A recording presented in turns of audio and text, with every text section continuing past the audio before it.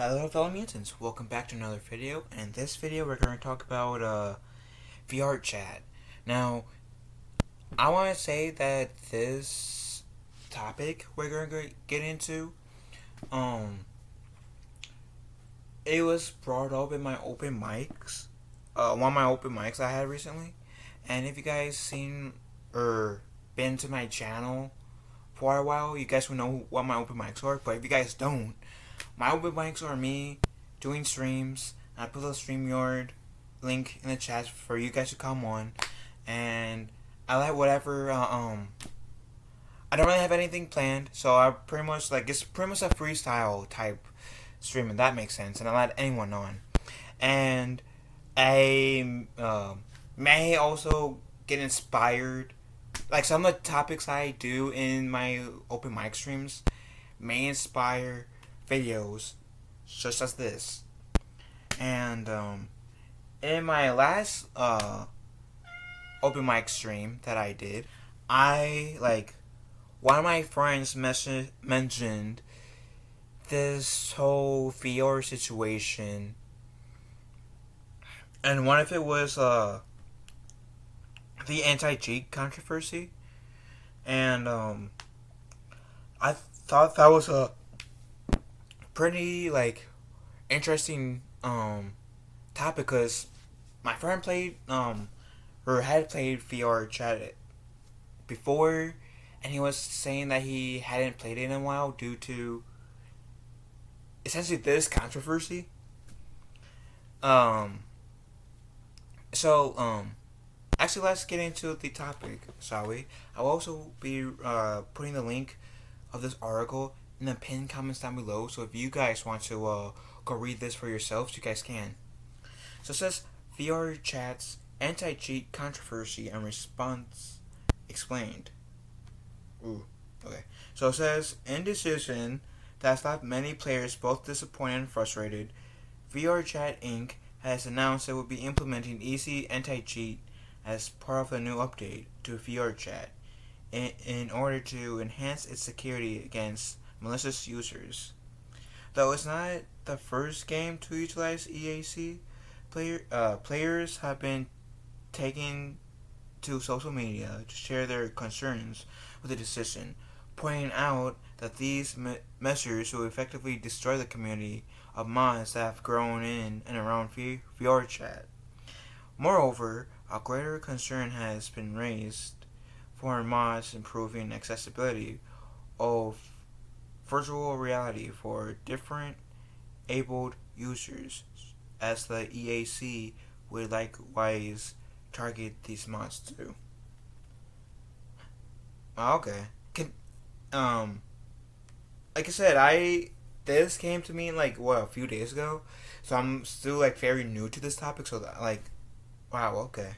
I don't know how to really feel about it at the moment, but let's continue. In response to the resulting backlash, such as VR chat being review bombed on Steam, whenever I hear review bomb nowadays, it usually means in a negative way. But wouldn't it be review bomb too if it was reviewed in a positive way as well by a crap ton of people? Let me know in the chat how you guys feel about that. I think it would be the same. But anyways, VRChat Inc. has released a public statement standing by its decision to implement EAC, but it also made an effort to reassure its users that accessibility features will be factored into future developments. Despite this, players are still left unhappy by the decision, with various reasons ranging beyond just accessibility. For instance, current modders cite feelings like targets to an unfair policy while losing their creative work, while future users are being discouraged from joining the game when alternatives are available. And look, I know I was saying I don't know. I haven't played VR chat, so I'm not entirely sure.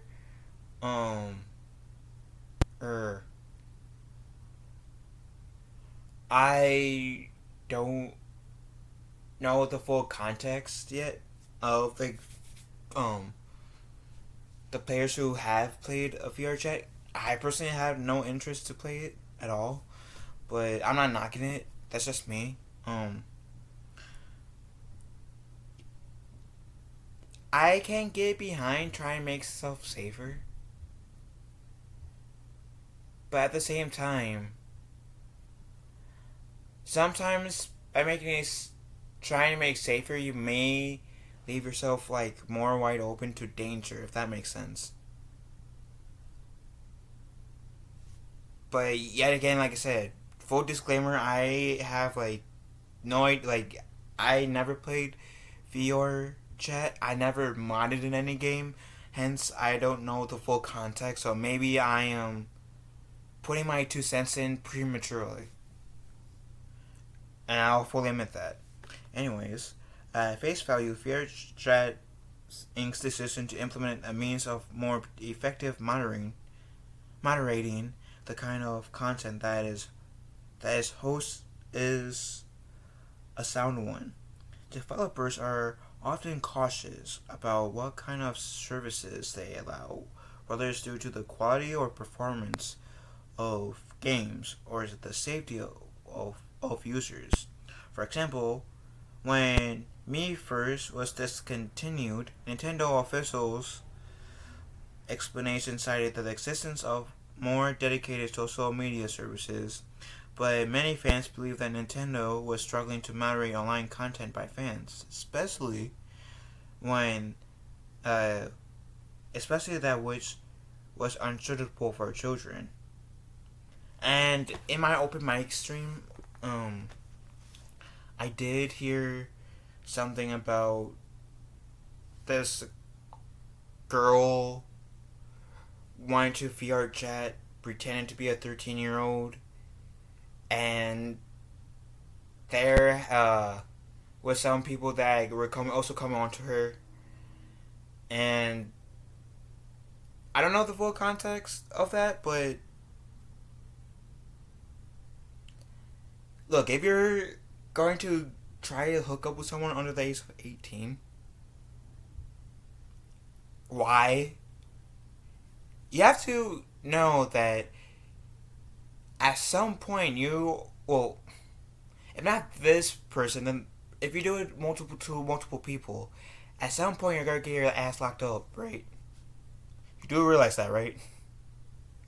Like, seriously, that's dumb.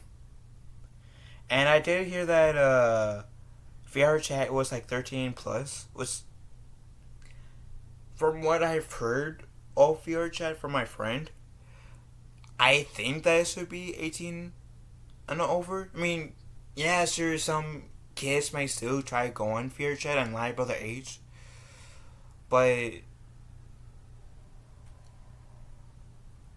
by having it be 13 and up in this scenario, and allowing the sex acts, I guess, to be had on VR chat, VR chat is opening themselves up for potential lawsuits. I can see that.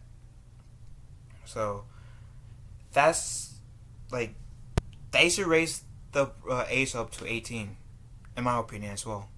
And so going on with this article. Additionally, VR Chat Inc.'s decision isn't an unusual one, and it's also referenced many other games that similarly use EACs as an integral part of online services such as Apex Legends or Fortnite.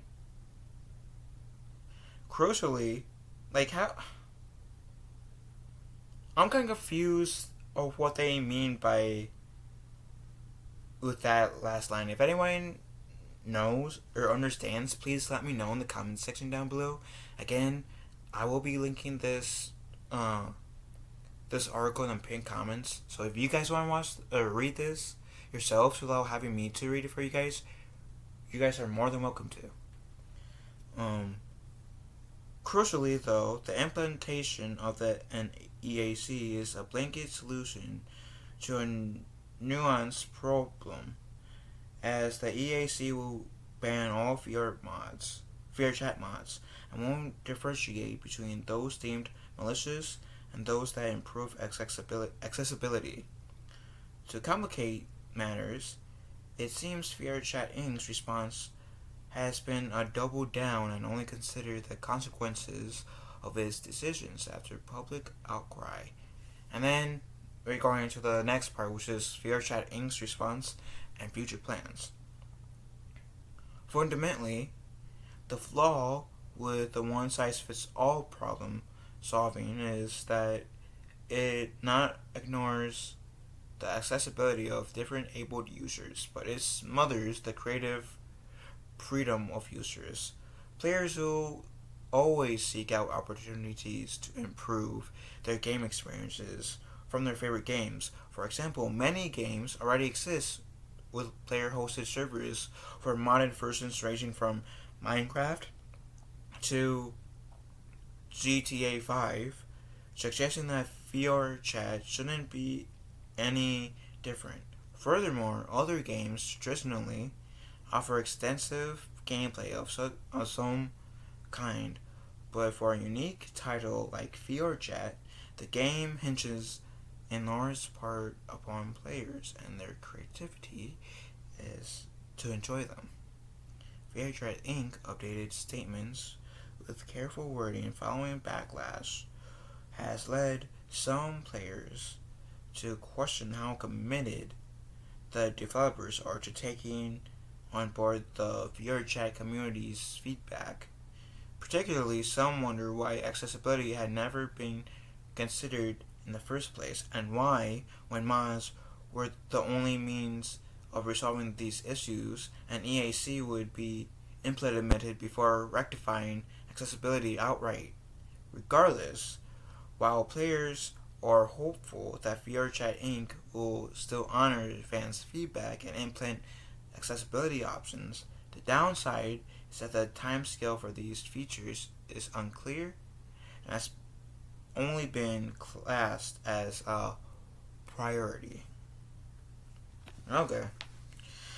So,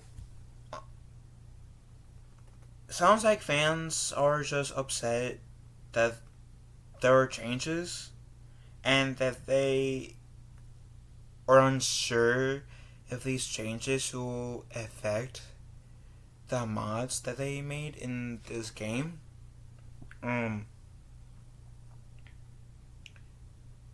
And personally, I never modded really ever. I mean, the closest thing to modding I personally done was buying the DLC to games. Like, really. And, like, if they allow, like, character customizations, such as, like, in, Star Wars Jedi Fallen Order, where you can pick Cal Kestis's different outfits, and change the color of BD1, and changing the color scheme of the Mantis. Then I will do that. That's the closest, like, games like that is the closest thing I did to modding, and, like, I guess you can say making my own characters in, like, Lego Star Wars, Lego Batman, any Lego game pretty much. So, like, yeah.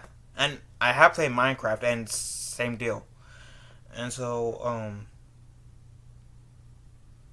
like I said, I don't fully understand this situation, like, in terms of from the fan side, because I never, played VRChat, and, so admittedly, there are some areas in this situation where I am ignorant, and I'm mentally ignorant. And, like, I hope there it will be, in the end, whatever VRChat Inc. does, it will satisfy not only them, but the fans as well. I still think that they should raise the age up to the age of 18.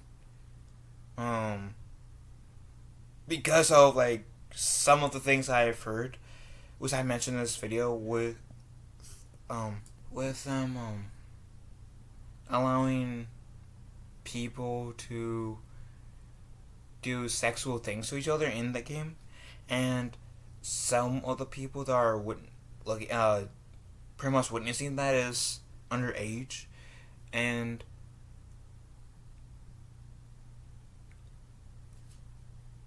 like try to do a whole age confirm thing, and I know that some kids will try to bypass that, but at least by raising the age, doing the age confirmation thing, will make it harder for people under the age of 18 to go on there. Especially if they're going to keep the whole letting people do the dirty with each other in the game.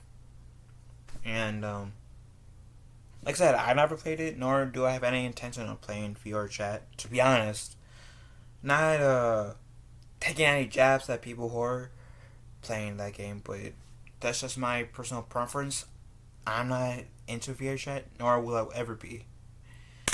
But in terms of playing it, but like I said, this topic was mentioned in I don't want to say my last open mic that I had, which was yesterday, the 6th.